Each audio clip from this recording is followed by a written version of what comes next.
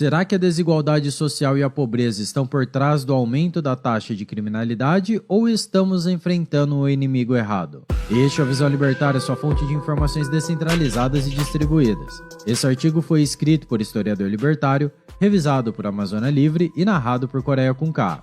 Theodore Dalrymple é um médico psiquiatra e escritor britânico com mais de 30 anos de experiência clínica, tendo viajado por diversos países para entender melhor as diversas realidades e mentalidades das pessoas.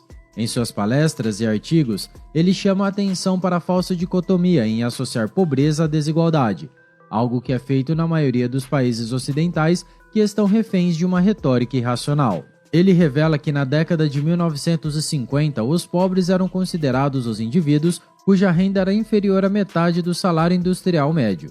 No entanto, hoje em dia, a medida mais comum de pobreza são aquelas pessoas com renda menor que 60% da renda familiar média da população. Ele argumenta que na época em que era jovem, a sua família de classe média para os padrões da época vivia de um jeito que hoje seria considerado uma família pobre. Ele também revela que era comum costurar roupas rasgadas, o que hoje em dia na Inglaterra é bem raro. Da mesma forma, era bastante comum levar sapatos aos sapateiros quando estavam desgastados ou furados. Hoje quase ninguém faz isso. Ou seja, houve um crescente aumento no padrão de vida geral da população, e isso é inegável. Hoje em dia, na maioria das casas há máquinas de lavar roupa, e isso era algo de gente abastada algumas décadas atrás. Ele também menciona como a dieta de antigamente era muito mais restritiva do que hoje. E não podemos nos esquecer que muitos dos aparelhos eletrônicos e tecnologias que hoje são indispensáveis, antes nem existiam. E mesmo na sua juventude, quando as famílias não tinham nada disso, eles achariam um absurdo serem chamados de pobres. Ele lembra como em sua época de estudante, entre fins dos anos 1960 e início dos anos 1970, que vivia em alojamentos que hoje seriam considerados intoleráveis. O frio entrava pela casa, e sem aquecedores modernos como os de hoje, ele tinha que lidar com temperaturas congelantes, algo que poderia degradar a saúde das pessoas. No entanto, ele revela que na época, não encarou sua situação de vida da mesma forma que lembra hoje, como um estado de pobreza. Para ele, apesar de que, em parte, a pobreza seja relativa, é absurdo defini-la como uma porção da renda média da população. Afinal, de acordo com esse tipo de definição, pessoas multimilionárias seriam consideradas pobres numa sociedade composta por bilionários. Nos lembra também que muitas pessoas da classe média hoje, mesmo no Brasil, têm vidas mais confortáveis que reis antigos, como Luís XIV da França. Por exemplo, qualquer cidadão hoje com celular ou computador conectado na internet tem muito mais acesso à informação do que Napoleão Bonaparte. Em questão de segundos, podemos aprender sobre alimentação, hábitos, estilo de vida e saúde. Podemos pedir comida à noite numa chamada no celular, ou mesmo aprender um idioma diferente sem precisar sair do quarto. Todo esse conforto da modernidade foi fruto da economia de mercado capitalista e das inovações científicas e tecnológicas. Nada disso foi desenvolvido ou dado de presente pelo governo. Somente o sistema econômico de livre mercado consegue aumentar o padrão de vida geral da população através da cooperação. E todos somos beneficiados. A criação de riqueza se torna exponencial. Theodore nos lembra que mesmo se a renda de todos for multiplicada por 4 ou 10 ou qualquer outro número, ainda haverá pobreza na sociedade, de acordo com as métricas usadas atualmente. Podemos refletir também que nem todas as pessoas usam o dinheiro de forma inteligente. Alguns gastam em jogos ou esquemas de pirâmides. Outros fazem investimentos tão arriscados que acabam falindo em pouco tempo. Cada caso é diferente. As pessoas lidam com o dinheiro de forma diferente e nem todas pensam no longo prazo ou são empreendedores visionários. Além disso, ele fez questão de destacar que a definição moderna de pobreza se limita a medidas de desigualdade social em vez de pobreza real. E lembrando que nossa natureza é desigual, devido a várias características intrínsecas ao indivíduo, assim como nossas escolhas pessoais, estilo de vida, gostos, educação e herança. A tarefa de acabar com a desigualdade é utópica. Acontece que políticos adoram utopias. Assim podem avançar sua retórica para conseguir mais poder e controle sobre a sociedade. Ao criar políticas públicas inócuas, podem continuar usando a mesma desculpa pela eternidade. O mercado, por outro lado, sempre traz oportunidades de ascensão social. E quanto menos barreiras legais se tem ao empreendedorismo e à contratação de pessoas, mais fácil é enriquecer. No entanto, o modelo de política pública assistencialista, somadas às barreiras de entrada no mercado, que é a marca da social-democracia, tem criado incentivos trocados e levando à estagflação. As pessoas são financiadas pelo não trabalho. Além disso, elas têm acesso a serviços públicos bancados pelos trabalhadores do setor privado, mesmo que elas não estejam contribuindo em nada. Dalrymple revela que o número de assaltos nas ruas da Inglaterra multiplicou-se por 52.500% entre 1927 e 1996. No entanto, há menos policiais patrulhando as ruas da Inglaterra hoje do que havia em 1927. A despeito disso, esses números também nos revelam como o governo tem sido ineficiente em nos proteger e, ao nos desarmar, nos torna presas fáceis para esses criminosos. Alguns, no entanto, tentam explicar o aumento dos crimes através da teoria dos mecanismos econômicos. Nessa teoria, forças econômicas agem no comportamento humano hidraulicamente, em outras palavras, da mesma forma que uma força que age numa barra de aço. Assim, a pobreza generalizada tem como consequência esse aumento dos crimes. Outros alegam que a pobreza por si mesma não poderia ser a responsável por muito tempo por esses resultados, já que, na verdade, de 1927 a 1996, houve uma diminuição dela. O que aconteceu foi o aumento do padrão de vida, principalmente para os mais pobres, mas infelizmente a violência nas ruas só aumenta.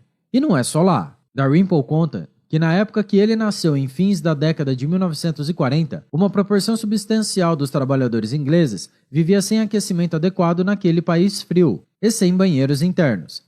Tal era a situação naquela época que havia banheiros compartilhados para pessoas de baixa renda e que elas muitas vezes saíam de casa nas noites frias para usá-los. É esse tipo de pobreza extrema que há muitas décadas não existe mais na Inglaterra. Os cidadãos britânicos nem imaginam como seria ter que viver nas duras condições da primeira metade do século XX. A pseudo-teoria da pobreza relativa foi adotada como explicação mais popular desse cenário de enorme criminalidade. Os relativamente mais pobres observavam que havia pessoas na sociedade mais ricas do que eles.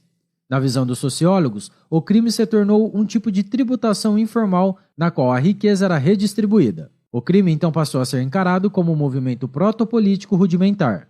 Seria um tipo de revolta vinda de baixo e descentralizada, já que não tinha nenhuma liderança. Criminosos passaram a ser considerados, na decadente comunidade acadêmica, como membros de uma resistência heróica à sociedade estabelecida. Essa ideia estapafúrdia não explica nada sobre criminalidade, mas revela o domínio marxista na academia. A ideia de guerras de classes, calcada numa inveja instituída na sociedade e sua atual corrosão dos valores morais, além do descaso com os direitos de propriedade. A moderna social-democracia e seu sistema de ensino doutrinador, que se baseia nos autores marxistas e descendentes dos enciclopedistas e idealistas alemães, convence os jovens que eles têm direito a algo que não conquistaram. É muito comum que boa parte dos jovens participem de protestos exigindo por mais gastos do governo em serviços públicos, sem levar em consideração consequências de outras ordens, como o fato de que os governos estão quebrados, que os serviços públicos são ineficientes e falidos e só servem para criar a ilusão de que o Estado ajuda as pessoas. Esses jovens se sentem injustiçados pelo capitalismo, justo o sistema responsável pelo alto padrão de vida que muitos deles têm,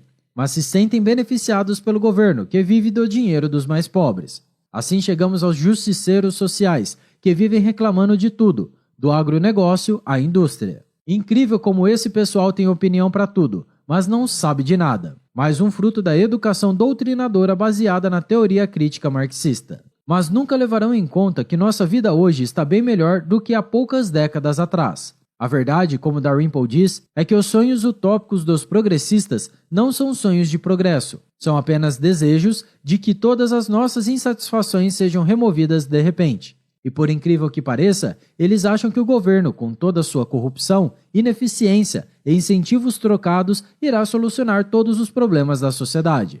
É o ser humano decaído buscando satisfazer suas necessidades sem esforço e colocando o Estado como ente paterno provedor. Entre as ideias que promovem o utopismo perigoso está a de que os problemas de comportamentos e atitudes humanas surgem mecanicamente de fatores como pobreza e pobreza relativa. Essas ideias implicam que as pessoas não têm pleno potencial de julgamento e reflexão sobre suas ações e são movidas apenas por fatores externos. É a simplificação vulgar que os marxistas sempre fazem em tudo o que tocam. De toda forma, para o psiquiatra britânico a mais importante virtude que as pessoas devem desenvolver é a prudência. Afinal, uma pessoa que age de forma prudente está levando em consideração não apenas seus interesses próprios, mas avaliando o bem-estar da comunidade e os riscos envolvidos. Essa virtude envolve uma série de capacidades e habilidades como a de gerenciar e até antecipar conflitos, evitar ações impulsivas e conseguir tomar as melhores decisões no momento. Enfim, Dalrymple nos deixa claro o malefício do estado de bem-estar social inglês e nos mostra como esse sistema de fundo marxista tem conseguido piorar os índices de criminalidade, apesar da diminuição da pobreza. O problema, na visão do psiquiatra, vem de uma antifilosofia que tem pulverizado a responsabilidade individual e corrompido as instituições britânicas. Essa ideologia antirracional solta mil tentáculos sobre a sociedade e pode aparecer como mais intervenção estatal, mais direitos a determinado grupo, mais impostos, novas regulamentações e etc. E é defendida pelos intelectuais ungidos do status quo, cuja nova ciência desconhece o método científico, pisa na lógica e não se lembra de nenhum autor clássico, e cujo resultado é o relativismo moral e o adorno de ideias socialistas e progressistas. Obrigado por sua audiência. Se você gostou desse vídeo, clique no ícone de curtir abaixo e compartilhe em sua rede social. Se deseja ser notificado de outros vídeos, inscreva-se no canal e depois clique no ícone da campainha. Escreva artigos você também, acesse visãolibertaria.com. Até a próxima e tchau, obrigado.